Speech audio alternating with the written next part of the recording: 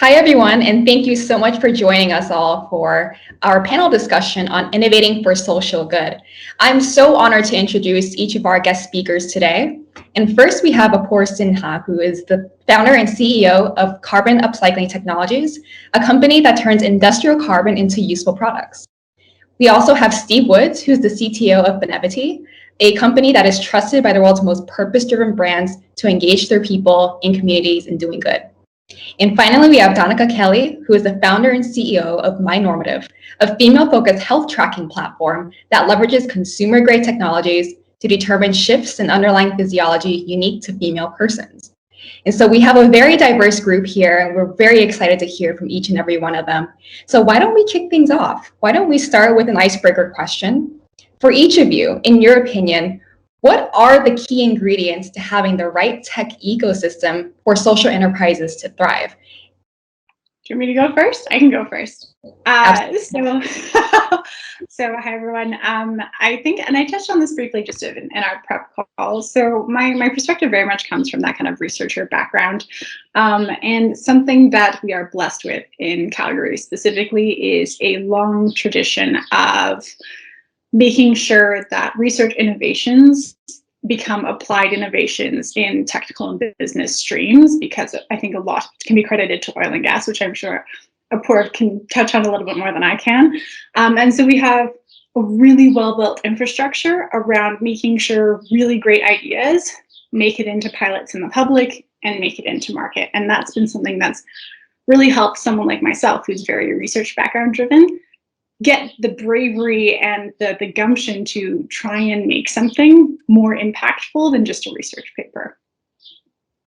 Yeah, I'd echo that. Well put. I'd say the intent is never good enough. I think there's a lot of wonderful intent in the social good sector, but knowing how you're going to make a difference, knowing what that path is from research to production, knowing what your skills are if you're a technologist, and how you're applying those is absolutely key. And having an ecosystem that has universities and research, and it has an energy industry, and it has a technology industry, and you can see that path from good intent and all of the challenges you see along the way to a good end effect is absolutely crucial.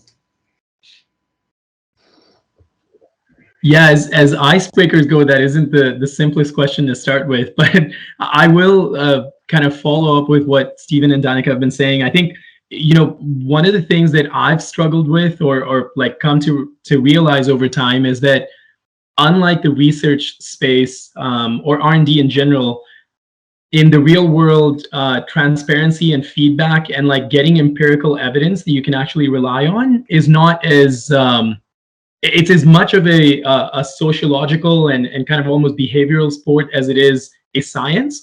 And so one of the things we've realized at our company is that we really need to make sure that we're getting quick wins or losses, like, accelerating the pathway to learning, where sometimes, just because of how society is, like, you aren't necessarily getting a feel for, are you making progress or just spinning your wheels? Whereas like in research, it's really easy to tell if you are or not, because you kind of have a target for your semester or for your year or however long your research program might be. And so you're able to, there's a structure in which you know what success and failure looks like. If you're playing a sport, you know what it looks like to make it to the next level and, play in a World Cup or whatever it may be. But you don't really have that as a startup entrepreneur, and you're kind of trailblazing in a sense and not really knowing where the trail leads. And I think going back to your formative question about the ecosystem, I think pieces, specifically people that are able to drive that accelerated feedback loop and actually able to give you genuine and candid feedback in a constructive way, I think is a critical part. And you need that from investors, you need that from potential buyers, you need that from researchers, and I think every facet of the ecosystem needs those kind of skills in place, in my opinion.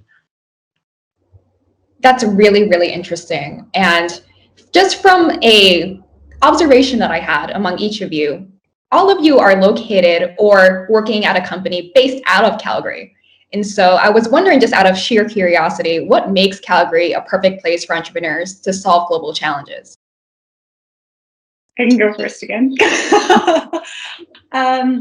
So I think, and again, this is from my perspective in particular, one thing Calgary is very good at is that fostering of initial steps into entrepreneurship and social enterprise. So if you have a good idea, the ecosystem in the city of, like the city of Calgary, the province of Alberta, the federal government has so many programs and platforms in place for you to leverage. Like you can just call Innovate Calgary, or you can just call Innovate Canada or Innovation Canada and say, hey, I have an idea.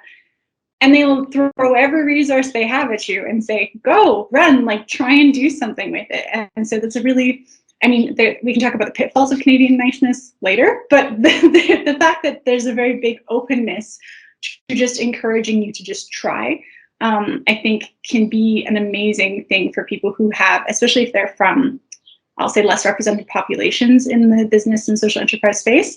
I think it gives people a lot of courage and a lot of ground laid on their behalf to kind of step off of for their platform.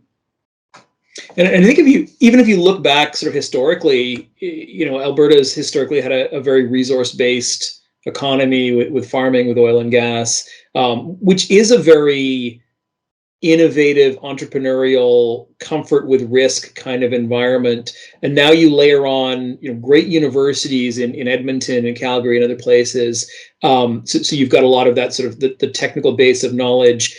And then you're on the forefront of a lot of interesting societal challenges and opportunities with environment, with societal groups. And so you've got this amazing melting pot there of both the mindset, the knowledge in terms of sort of technology and how the current innovation economy works, and a front row seat to some of the challenges and potential for solving them. So it's a wonderful place to start getting different minds together to say, we can do this, and we've seen that, and here's a challenge. Could we tackle it in this way? Let's go do that, and then sort of layering on the support around that Danica mentioned to get that from an idea to an early stage venture is definitely done very well in the Calgary ecosystem. Yeah, I would very much kind of second what Danica said about the initial phase of support that you can get. Calgary isn't as big as a city like Toronto or Vancouver, where you might be kind of struggling to get the right amount of help because there's just so much noise in population, and not necessarily that doesn't necessarily always kind of come across as a disadvantage. But I think in Calgary, like, there is a pretty good kind of mix of, the population is large enough but not too large. The ecosystem is well developed and looking for some wins. You mentioned the energy sector earlier, Danica. Like, oil and gas is trying to reinvent itself, right? Like, everyone who worked, graduated from University of Calgary 5 years ago kind of thought that they were going to have this cozy job, oil and gas, like in oil and gas, and now they're kind of reinventing themselves. And so there is a bit of energy here as well around kind of people trying to re-explore like where they can go.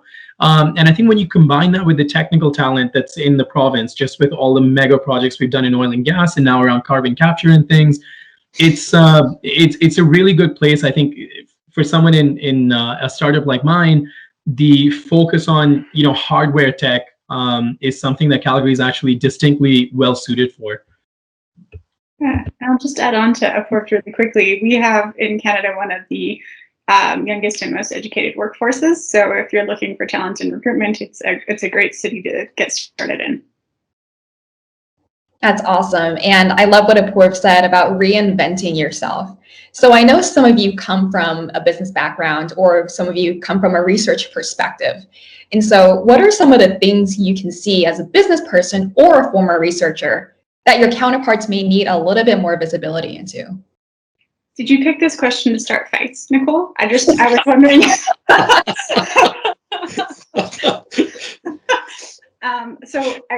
So I'm just going to go first because that's my habit now. But I think one of the things, one of the things that I do think is really helpful is research's methodological approach to doing things, and its kind of theory-driven approach to really understanding like the whys and the underpinnings to things. The barrier I think researchers experience is like perfectionism. Honestly, we like to make sure everything is just so all the ducks are aligned, everything is really pretty.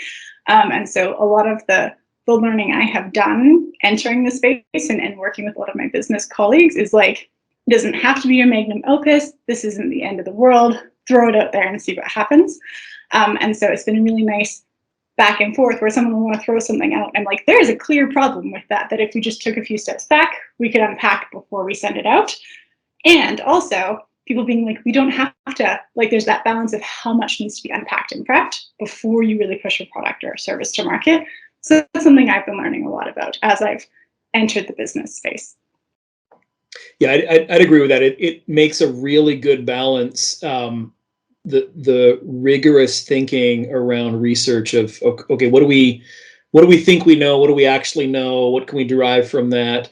And the ability of, sort of on the other side of the coin, the ability to say, okay, we're just going to wing it. We're going to try this. Might work. Maybe it works. Maybe it doesn't.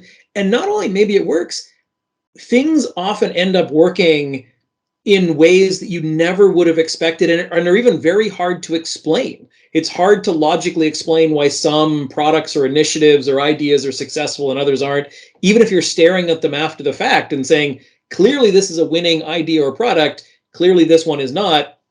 Why? No idea. Sometimes you've just got to dive in and see which of them become successful, go on a gut hunch, look at a pattern, evolve. And I think that the combined sensibilities really form a good complement to each other to bounce between rigor and experimentalism. You know, for me, I think I also kind of come from a research background. I actually dropped out of my master's at U of C when I started working at Carbon Upcycling and the oil field service company that we spun out of. And I think for me, the one part that still is something I'm wrapping my head around is the perception of value versus actual value being generated. And I feel like in research, it's really easy to tell that. Like, it's really easy to tell in any kind of empirical science, whether something is working. And like, even in social science, like in psychology or behavioral science, there are very robust ways now of telling that even in a hard tech science kind of niche, such as carbon tech, that isn't the case with how companies are being presented or perceived in the market right now. And that's a bit, frankly, a bit disenfranchising. Like you have young students from the U of C or other places reach out once in a while and ask about, what kind of advice we can give them.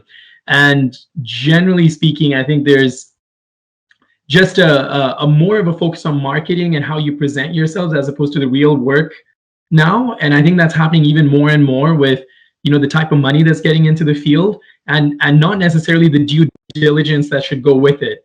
And in a sense, Nicole, you might have seen a primer of this in some of my responses on the Forbes Ignite portal a couple of days ago, but it really is a systemic concern because, if we're not going to value things for the substance and rather kind of just promote things because it's the right thing, it kind of helps with our notion or perception of what we want to see in the change in the world.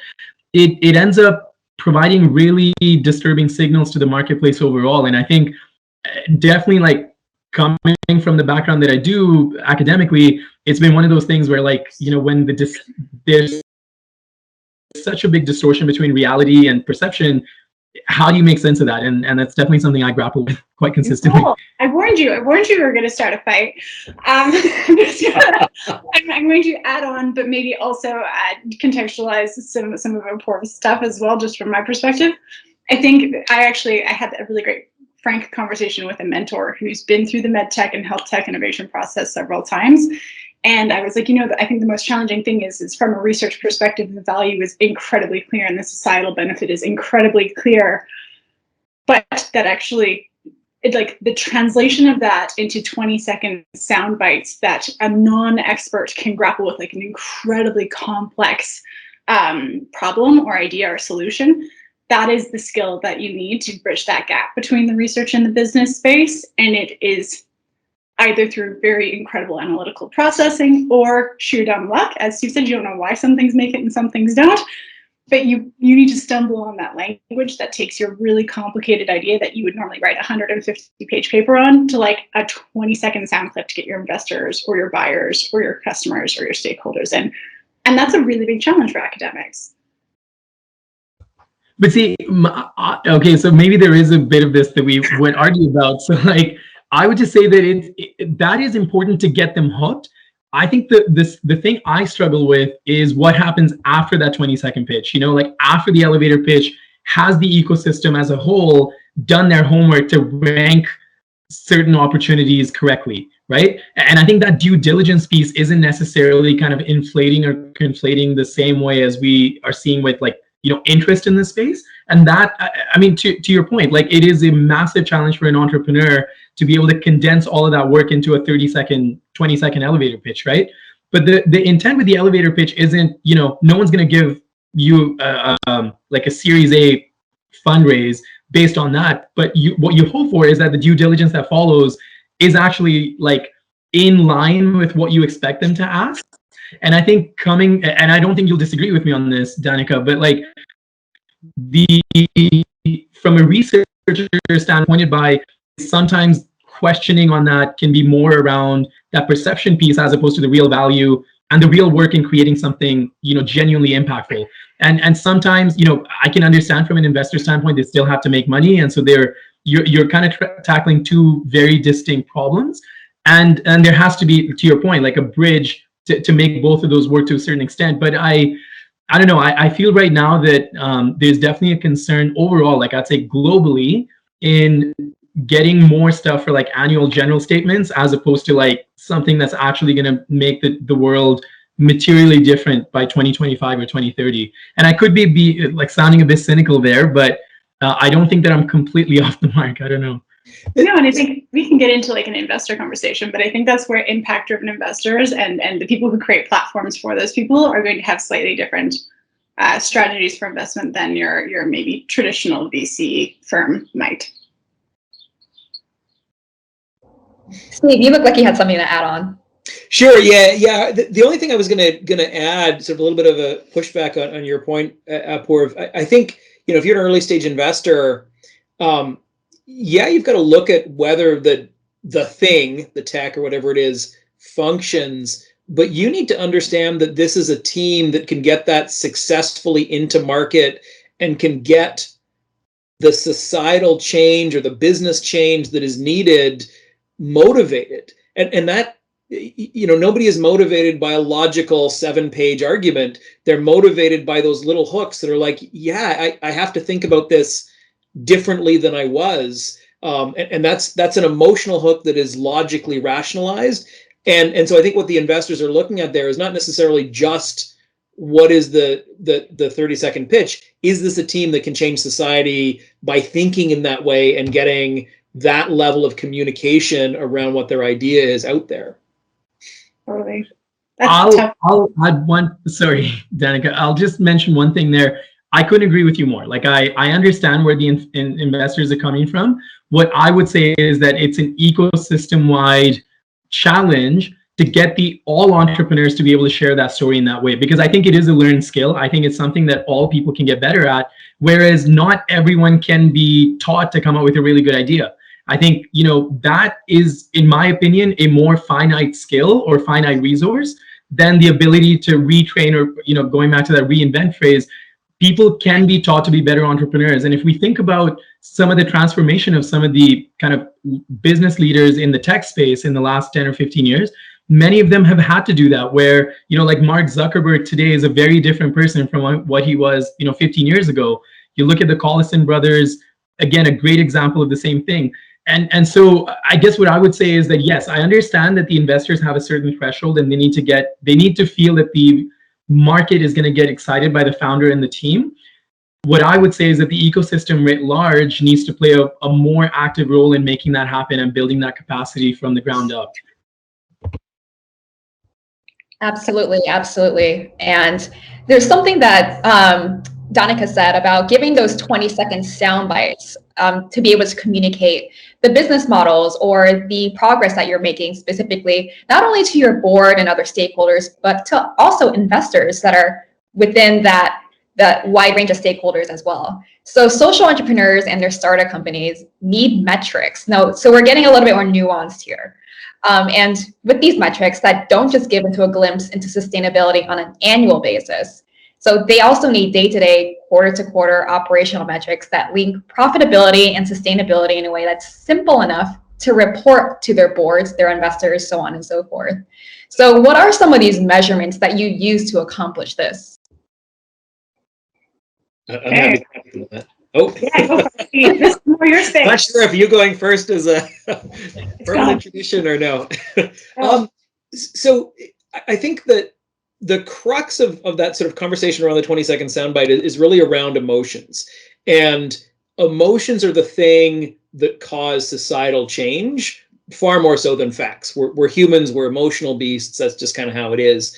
And so if I look at some of the metrics that we use, one of the pieces that we use looking at our business, looking at how we serve the clients that we serve, is the concept of an act of goodness. And so this can be making a donation, it can be volunteering for something, it can be one of those little small acts like having a shorter shower that saves on water and drives a particular aspect of society forward, or learning about a particular cause. It's just that act of goodness. And the reason that we measure it, some of them have no tangible value.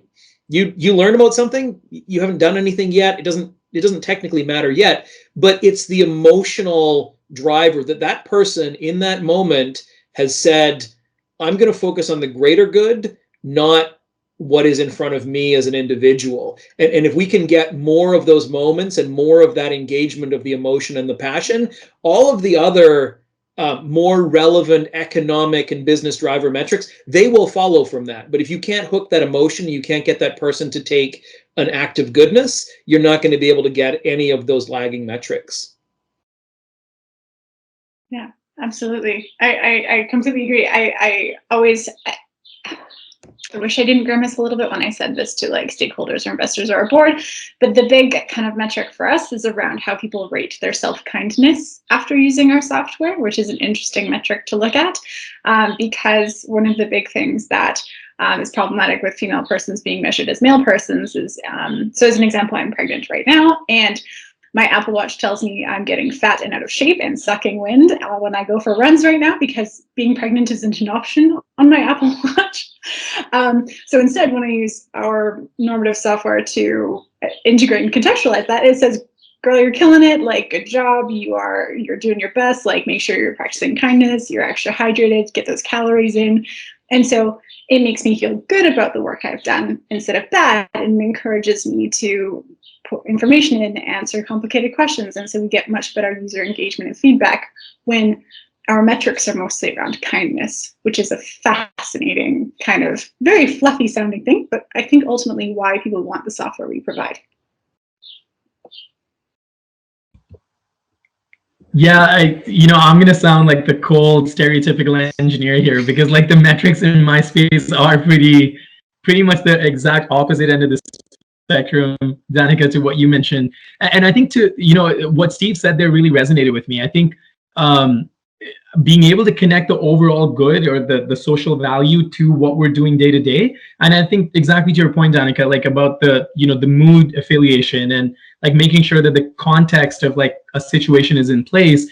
I think those are all things that they're just as relevant for something to do with behavior as they are with, how you run the operations of a company. Like for us, one of the things that we began doing about 3 years ago was using the objectives and key results approach, like the OKR methodology as presented by John Doerr and used by other companies. And we really found that to be fascinating for two reasons. I guess one, the objectives tend to be, I guess, a little fluffier, like they're not like, smart metrics in a sense, or smart goals. But the key results that go underneath are KPIs that you put in as kind of your best guess at a certain time for what you want to achieve. But really, it also then boils down to the culture of the team and the relationship you have with the contractor or whoever else you're setting the OKRs with, even internally. Because I think at our company, like what we realized is things change very quickly. And what you might have thought was the OKR 3 months ago might, be completely different now. So you might have to rehash that and have the trust and the comfort within the team that you're not just going to put your blinders on, chase this metric still, even when it doesn't make sense anymore. But overall, I think, going back to the greater goodness piece that Steve talked about, the metric that we look at is, at one sense, like carbon utilization or like circular use of waste is very much, in one sense, an advertisement of like capitalism in general. It's like, you can make money and do good at the same time. And so the thinking is that though, like, if you are able to make a waste into something useful, the more profitable or successful the company is, the more you've actually done positive impact because you've taken away waste and you've made something productive from it. And so in one sense, it boils down to an execution challenge. But I think in terms of like how you track your progress, it's pretty simple. Like if you're treating 1 ton of waste today versus 1 kilo 2 years ago, you're making headway. Now, if you're doing that in a way that no one likes and no one wants to give you their tons of waste, then you've got an issue. But I think KPI wise, I think unlike a social entrepreneurship venture that I'd gotten involved in back at university, this one's a lot simpler to track. But exactly to one of the things we talked about at the prep meeting yesterday, that has to change with context. Like how Danica thinks about it or Steve does is going to be very different from me. And like if we were to do another venture or provide counsel to someone, again, our thoughts on that would have to be pretty tailored towards that. And there are just some general principles we can apply, to which I think that long-term outlook that Steve talked about is one that resonates with me. Yeah, absolutely. And I love what you said about just applying some general principles. And I know Steve mentioned the principles such as, what is that hook? How do you get people emotionally involved in what you're doing so that everything else, including metrics, follow after? So what are some of those principles that social entrepreneurs can use to discover these operational metrics that you were just describing before? That's a really good question. Steve, do you want to go first? Sure. Yeah. Sure. So for us, since we sell to other businesses, fundamentally, it comes down to the drivers of those businesses. We've got to understand them. We've got to be involved in them. And one of the macro factors that I would look at that is not necessarily social good related is there's a massive war for talent at the sort of the most skilled end of the spectrum. It is an incredible war for talent in recruiting, in engagement, in retention. And there is very, very clear evidence that all of those factors, your ability to recruit, your ability to engage, your ability to retain, they come right through to your top line and your bottom line very, very quickly. That is not a subject of much debate in most business. That's kind of accepted as true. And what that leaves for us is, if you're able to, we focus a lot on employee choice, on giving the ability for each and every employee to pick how and what and for whom they want to do their acts of goodness. Do they care about particular medical issues? Do they care about curing certain diseases? Do they care about certain societal issues or environment? Or is it local? Is it global? Do they give to the food bank down the street or to help with the COVID crisis in India? Everyone has their own passion.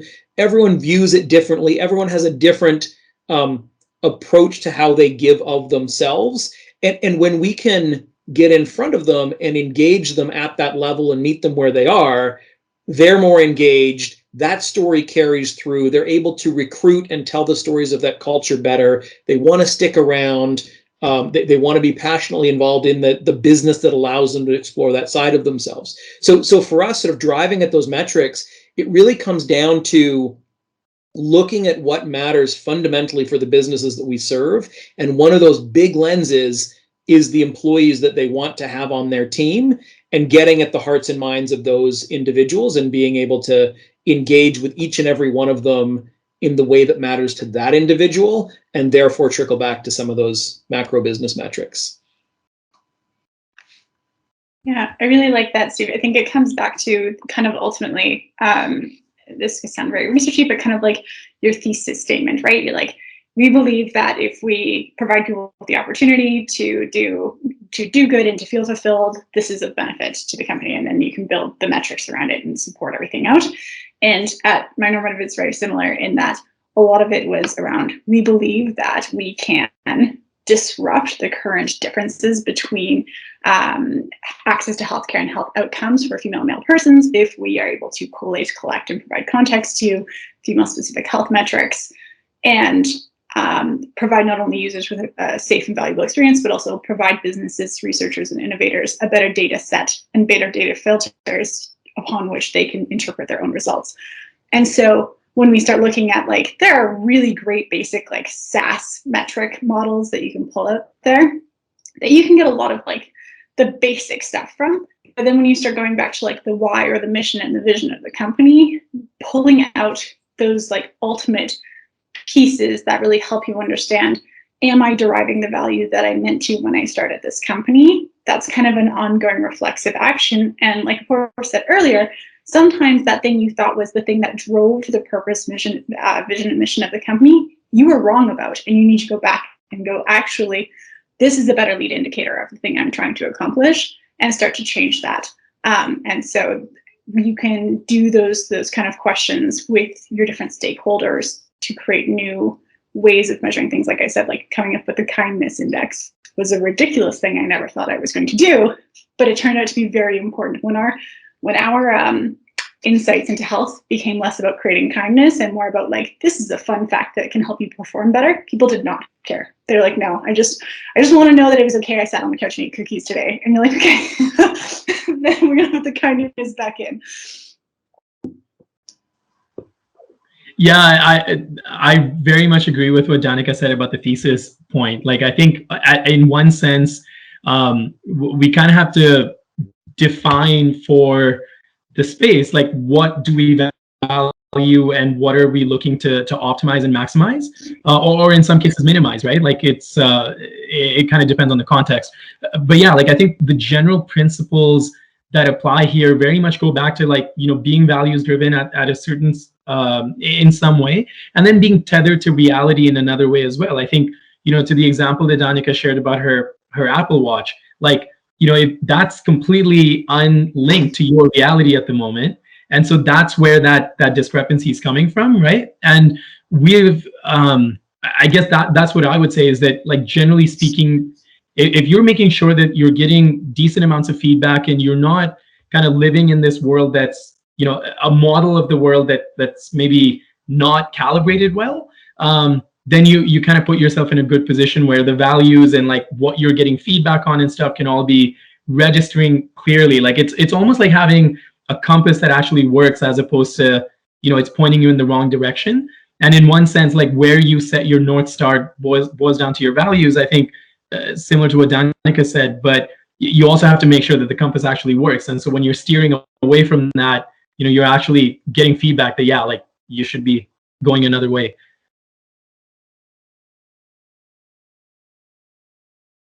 Oh, you're muted, Nicole.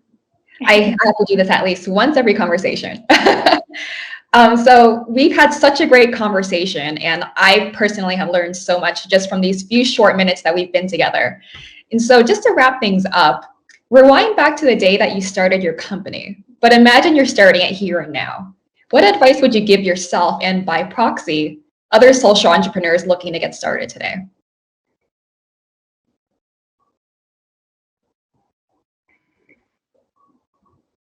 I'll go ahead for once. I'll go ahead at the last here. The one thing I would say is start the company a day later and really make sure that you're solving a problem worth solving. And I would almost, it goes back to that saying of measure twice, cut once, or however it goes. I would say one thing that I absolutely did not know starting out was exactly what problem was I trying to solve. Like, there was that holistic problem that governments had, and we got a little bit of grant money to get started. And so we knew carbon, emissions are a problem, but we didn't know what was the actual problem, like, on a daily, weekly, quarterly basis that I need to solve to be able to make an impact towards that bigger problem. And so boiling the large kind of, let's say the blue sky problem down into something that's a solvable problem, or a chunk of it that's solvable. It's like they train you in engineering, right? Like, you have to break it down into chunks to make any progress. So I would say make sure you've got your chunks figured out and you know which chunk you're gonna solve first, and just start your company tomorrow. Like, starting the company is the easy part, so you can do that a day later if you've done the hard work of doing the homework. Yeah, I'd agree with that. I'd say the differences in entrepreneurship for social good versus regular entrepreneurship are surprisingly minimal. to echo what you said, Apoorv. I mean, you've got to get clarity on the problem, not just what the problem is, but who wants it solved, how you're actually going to solve it, and how people are going to understand that solution, and how do you make the economics work. I think the answers in pro-social work can be a little bit different, and sometimes the solution of the problem and the person who's interested and the person who pays can be a little bit different than a direct problem in business. You still have to answer those questions and really get a good understanding of it. That just makes it a little bit more complex, which means you need to think about it more clearly. And I would say, don't shy away from understanding that through the lens of money. You may end up in the venture, maybe you're for profit, maybe you're not for profit, but in either case, money is what makes it work. You need to understand where the money is coming from, where the money is being used up, where it's going, and get real clarity on whether you've got a cycle that can repeat or something that is really going to struggle. Yeah, and I think one of the things, just coming from like a very social standpoint, when I transitioned into the business space from research, I worked really hard to be a real business person, which sounds ridiculous. But there are a lot of shiny, flashy, boom bang things that I really worried about making sure I had put together to get investors on board, to take my first steps, to put together prototypes, to get the beta version of my app into market. And looking back, I spent a lot of time effectively. It was useful in that I learned a lot about social capital and what it takes to operate in the space, but I was also swayed by people around me to invest in things that really I didn't need to do yet. And so it's okay to really focus on your core vision or mission, whatever thing is driving you, whatever your why is, that big problem you've identified, and then let the trappings come along afterwards. It's okay if you don't have the most shiny stuff yet. Make sure that the substance is there and everything else will follow. Awesome. Well, Danica, Steve, and Apoorv, thank you all so much for such an enlightening, really awesome conversation. And thank you, each and every one of you, for your perspectives and your insights. I learned a lot, and I really look forward to hearing more about each and every one of your progress with your ventures. And I look forward to speaking soon. Great. It was nice chatting. Nice chatting. Likewise. Thank you so much. Take care.